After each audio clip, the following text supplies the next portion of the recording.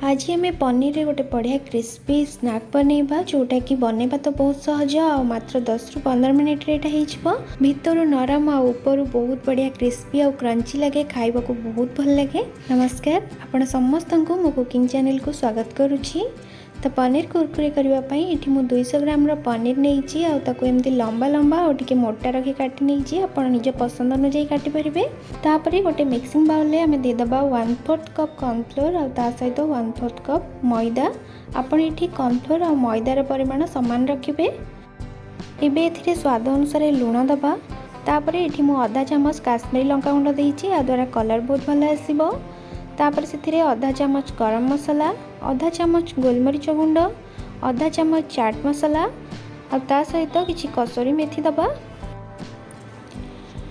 तापर ये गोटे चम्मच अदा रसुण और कंचा लंकार पेस्ट दे दबा। सब जिनस को गोले नबा और तापर से अल्प अल्प पानी दे गोलेबा।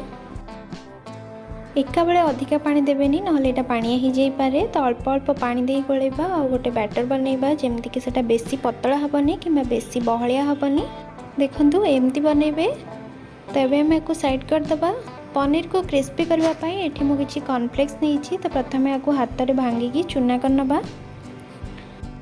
एबे हमें पनीर को प्रथमे बैटर रे बुड़ैबा और तापरे ताको कॉर्नफ्लेक्स रे देई भल्लो भाबे चारि कड़े लगै नबा।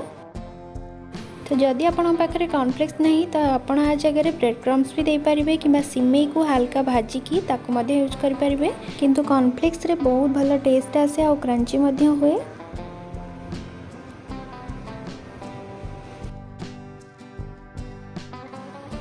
तो एठी मु किछि पनीर को रेडी कर देइछि। एबे हम याकु छाणीबा पई तेल हमर गरम हे गलानी। एबे हम एथिरे गोटी गोटी करी पनीर दे दबा। आपण चाहिए पनीर रे एमती कॉर्नफ्लेक्स लगे फ्रिज रे रखि परिबे और जेतळे खाइबा को इच्छा हो सेतळे संगे संगे छाणी के खाइ परिबे।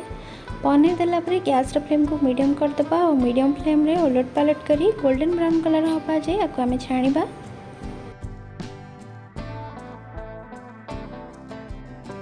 किछि समय पर एठी देखंतु पनीर रा कलर चेंज हे गलानी। तो एठी एटा हे जाईची। एबे हम याकु गोटे प्लेट को काढी दबा। कितने सुंदर देखा आपण देखि पारथिबे और टेस्ट तो आपण बनै खाइले ही जानि परिबे। तेबे ए पनीर कुरकुरे को आपण घर द्वारा निश्चिंत बनै खांतो। और जदि आपण को आज वीडियोटी भल लगे ताले वीडियो को लाइक करिवे, सांग मानक सहित शेयर करिवे और नुवा वीडियो देखिया पई चैनल को सब्सक्राइब करनथिले सब्सक्राइब करबा को भूलिबेनी। धन्यवाद।